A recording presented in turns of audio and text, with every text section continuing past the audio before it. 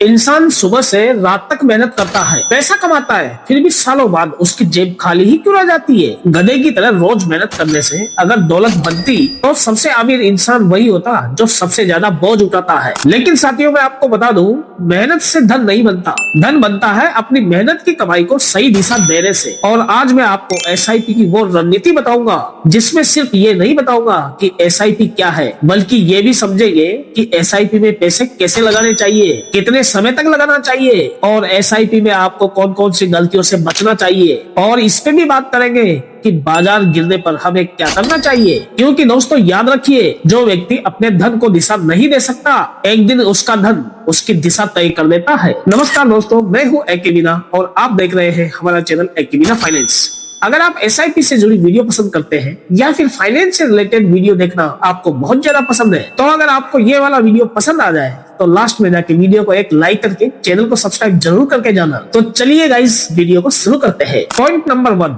सिर्फ मेहनत करने से अमीरी नहीं आती। परिश्रम जरूरी है, लेकिन परिश्रम के साथ अपनी बुद्धि भी जरूरी है। मान लीजिए कि आप 30,000 रुपए हर महीने कमाते हैं और 30,000 ही खर्च कर देते हैं। अगले महीने फिर 30,000 रुपए कमाते हैं, फिर वही खर्च और फिर वही घिसी पिटी जिंदगी। और ऐसे करते करते 10 साल निकल जाते हैं और 10 साल बाद भी आपकी वही फाइनेंशियल पोजीशन उसी घिसी पिटी जिंदगी में आकर रुकी हुई होती है। क्यों? क्योंकि आपने इनकम तो बनाई, लेकिन वेल्थ बनाना नहीं सीखा। कमाई आपकी मेहनत से आती है, लेकिन संपत्ति बनाने के लिए आपकी कमाई का एक हिस्सा लगातार सही जगह इन्वेस्ट होना भी जरूरी है। यहीं पर SIP एक पावरफुल हैबिट्स बन सकती है। पॉइंट नंबर 2, SIP आखिर है क्या? SIP यानी सिस्टमेटिक इन्वेस्टमेंट प्लान। इसमें आप एक फिक्स अमाउंट को नियमित अंतराल में म्यूचुअल फंड स्कीम में इन्वेस्ट करते हैं। मान लीजिए आपने तय कर लिया कि मुझे हर महीने 5,000 रुपए की SIP करनी है, तो आप हर महीने 5,000 इन्वेस्ट करते हैं। अब यहाँ ध्यान दीजिए, SIP का असली जादू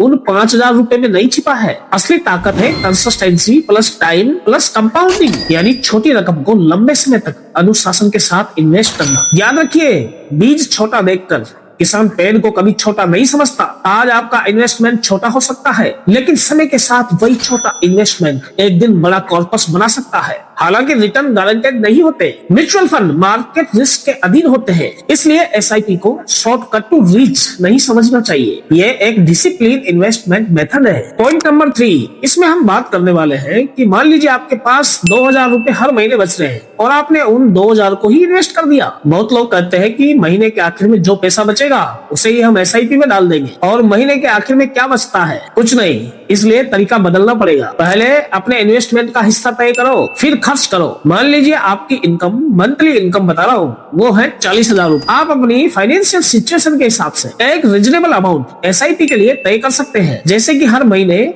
4,000 या फिर 5,000 रुपए। फिर बाकी पैसे से अपना बजट चलाइए। याद रखिए, जो धन बचने के बाद निवेश किया जाता है वह अक्सर बचता ही नहीं है। जो धन पहले से ही अलग कर दिया जाता है अक्सर वही निवेश बनता है। पॉइंट नंबर 4 पे बात करेंगे उस दूसरी गलती की जो अक्सर बहुत से लोग कर देते हैं। मार्केट गिरते ही SIP बंद कर देना। अब मान लीजिए कि आपने SIP शुरू की, कुछ महीने बाद मार्केट डाउन चला गया, आपका पोर्टफोलियो लाल रंग में नीचे दिखाई देने लगा और आपने क्या किया? डरकर SIP को बंद कर दिया। यही वह जगह है जहाँ इन्वेस्टर और डिसिप्लिन्ड इन्वेस्टर के बीच फर्क पैदा होता है। दोस्तों, मार्केट हमेशा ऊपर नहीं जाता। मार्केट में अक्सर उतार चढ़ाव आते रहते हैं। अगर आपका गोल लॉन्ग टर्म का है और इन्वेस्टमेंट आपकी रिस्क कैपेसिटी तथा फाइनेंशियल प्लान के अनुसार है, तो सिर्फ शॉर्ट टर्म गिरावट देखकर प्लानिंग डिसीजन लेना समझदारी नहीं है। इन्वेस्टमेंट की समीक्षा भी जरूरी है। याद रखिए, बाजार का गिरना समस्या नहीं है, बिना समझे निर्णय लेना ये समस्या है। पॉइंट 5 पे अब मैं आपको वो तीसरी गलती बताने वाला हूँ जो बहुत से लोग करते हैं। गलती नंबर 3, हमेशा SIP को बदलते रहना। कुछ लोग आज एक फंड देखते हैं, कल दूसरा फंड देख लिया, फिर यूट्यूब देखा और उसे तीसरा फंड पसंद आ गया, फिर चौथा फंड देख लिया और फिर कुछ समय बाद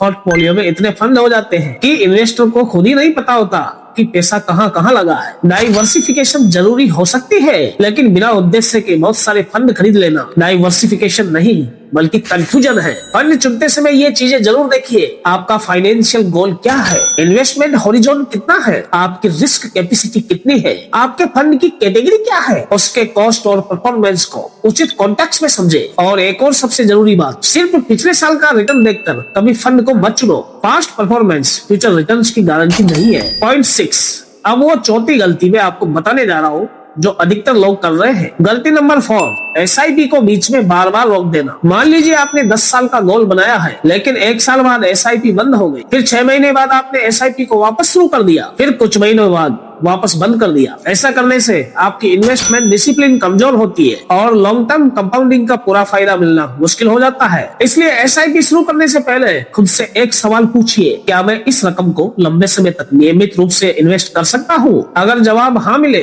तभी आप आगे बढ़िए, क्योंकि एसआईपी सिर्फ बैंक मैंडेट नहीं है, एसआईपी एक फाइनेंशियल डिसिप्लिन है। पॉइंट नंबर 7 पे अब मैं वो 5वीं गलती बताने जा रहा हूँ जो वाकई में बहुत दमदार है। वो 5वीं गलती का नाम है बिना इमरजेंसी फंड के इन्वेस्टमेंट शुरू कर देना। दोस्तों, ये गलती बहुत लोग करते हैं। सारा पैसा इन्वेस्टमेंट में डाल दिया, फिर अचानक मेडिकल एक्सपेंसेस या जॉब का चला जाना, कुछ भी समस्या आ सकती है। अब आपका इन्वेस्टमेंट निकालना पड़ सकता है। इसलिए पहले अपनी फाइनेंशियल फाउंडेशन को मजबूत बना लीजिए। एक एडिक्वेट इमरजेंसी फंड हमेशा रखिए जो आपकी जरूरतों और परिस्थितियों के अनुसार हो। हाई इंटरेस्ट डेब्ट हो तो उसे भी प्रायोरिटी दीजिए। फिर लॉन्ग टर्म इन्वेस्टमेंट को एक व्यवस्थित तरीके से बढ़ाइए। याद रखिए, जिस घर की नींव कमजोर हो उसकी सजावट ज्यादा दिन तक नहीं टिकती। आपका फाइनेंशियल फाउंडेशन है emergency fund plus insurance plus डेब्ट management plus long term investment. Copy में नोट कर लीजिए, वरना आप भूल जाएंगे। पॉइंट नंबर 8 पे हम बात करेंगे कि 5,000 की एसआईपी कितनी बड़ी बन सकती है। अब एक एग्जांपल समझिए। मान लीजिए कोई व्यक्ति हर महीने 5,000 रुपए की एसआईपी करता है। अगर वह लंबे समय तक सही तरीके से जारी रखता है तो उसके टोटल इन्वेस्टमेंट और पोटेंशियल कॉर्पस में बड़ा अंतर हो सकता है। उदाहरण के लिए, अगर सिर्फ इलस्ट्रेशन के तौर पर 12% एनुअल रिटर्न मान ले तो 10 साल बाद कुल कंट्रीब्यूशन कितना होगा? बराबर 6 लाख रुपए। और इलस्ट्रेशन के अनुसार कॉर्पस लगभग 11.6 लाख हो सकता है, तो 20 साल में कंट्रीब्यूशन होगा रुपए 12 लाख। और इलस्ट्रेशन के अनुसार कॉर्पस लगभग रुपए 49.5 लाख हो सकता है। ध्यान रखिए, ये कोई गारंटेड रिटर्न नहीं है, सिर्फ समझाने के लिए हाइपोथेटिकल इलस्ट्रेशन है। असल रिटर्न यहाँ पे मार्केट परफॉर्मेंस पर डिपेंड करता है और यही कंपाउंडिंग की ताकत है। समय जितना लंबा होगा, कंपाउंडिंग को काम करने का मौका उतना ही ज्यादा मिलेगा। पार्ट नंबर 9 पे बात करेंगे कि आपको एसआईपी बढ़ानी भी चाहिए। क्यों बढ़ानी चाहिए? चलिए इस पे बात करते हैं। अब मान लीजिए कि आज आपकी सैलरी 30,000 पर मंथ है। आपने हर महीने 3,000 रुपए की एसआईपी शुरू कर दी। कुछ साल बाद आपकी इनकम हो गई 40,000 रुपए, फिर बढ़ के 50,000, फिर 60,000 रुपए, लेकिन एसआईपी अभी भी 3,000 रुपए में ही चल रही है। तो आपकी इन्वेस्टमेंट कैपेसिटी बढ़ने के बावजूद एसआईपी को आपने नहीं बढ़ाया, यानी कि आपका इन्वेस्टमेंट वही का वही रह गया। यहीं पर स्टेप अप एसआईपी का कॉन्सेप्ट काम आता है, यानी आपकी इनकम बढ़ने के साथ साथ आपका इन्वेस्टमेंट भी बढ़ना चाहिए। उदाहरण के लिए समझिए, पहले आप एसआईपी में हर महीने 3,000 रुपए इन्वेस्ट करते थे, फिर इनकम बढ़ने पर 3,500 रुपए या फिर 4,000 रुपए इन्वेस्ट करने लगे, फिर आगे अपनी कैपेसिटी के अनुसार आपने बढ़ाया। लेकिन यहाँ ध्यान देने वाली बात यह है, इन्वेस्टमेंट अमाउंट ऐसा रखें जिसे आप लंबे समय तक रियलिस्टिकली जारी रख सके। अब हम पॉइंट 10 पे बात करेंगे कि कोई भी बंदा जब एसआईपी शुरू करता है तो उसको खुद से ये 5 सवाल पूछने चाहिए। एसआईपी शुरू करने से पहले आप खुद से ये जरूर पूछिए, नंबर 1,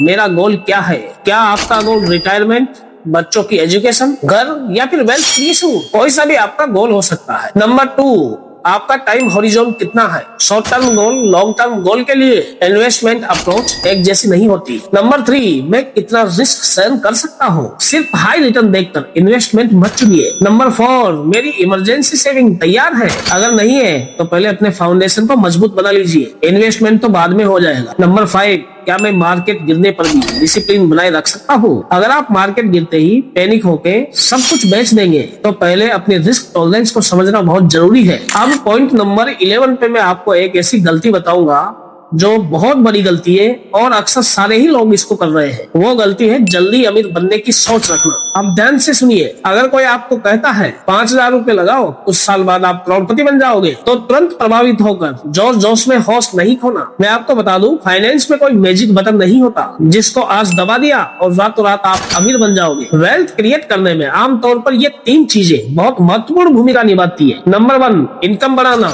नंबर 2, सेविंग बढ़ाना और नंबर 3, लंबे समय तक डिसिप्लिन इन्वेस्टिंग करना। आपका लक्ष्य सिर्फ रिटर्न के पीछे भागना नहीं होना चाहिए, आपका लक्ष्य होना चाहिए अपनी फाइनेंशियल लाइफ को मजबूत बनाना। ये आपका लक्ष्य होना चाहिए, क्योंकि धनवान वह नहीं जिसके पास आज बहुत पैसा है, धनवान वो है जो अपने भविष्य के पैसे को आज से ही व्यवस्थित करना जानता है। तो दोस्तों, आज से एक बात का विशेष ध्यान रखना, मेहनत करना बंद मत कीजिए, लेकिन हाँ, सिर्फ मेहनत पर निर्भर रहना ये भी सही नहीं है, क्योंकि अगर आपकी इनकम आती है और चली जाती है तो जिंदगी भर आप पैसा कमाते रहेंगे। लेकिन अगर आपकी इनकम का एक हिस्सा बचता है, सही जगह इन्वेस्ट होता है और समय के साथ कंपाउंड होता है, तभी धीरे धीरे वेल्थ क्रिएट होती है। और एसआईपी का सबसे बड़ा फायदा यही है। एसआईपी आपको एक डिसिप्लिन इन्वेस्टर बनने की आदत दे सकती है। चाणक्य नीति की शैली में अगर मैं आपसे एक बात कहूँ तो धन को सम्मान चाहिए, दिखावा नहीं। धन को दिशा चाहिए, लालच नहीं। और धन को समय चाहिए, जल्दबाजी नहीं। इसलिए आज ही अपनी फाइनेंशियल सिचुएशन को समझिए, गोल तय कीजिए,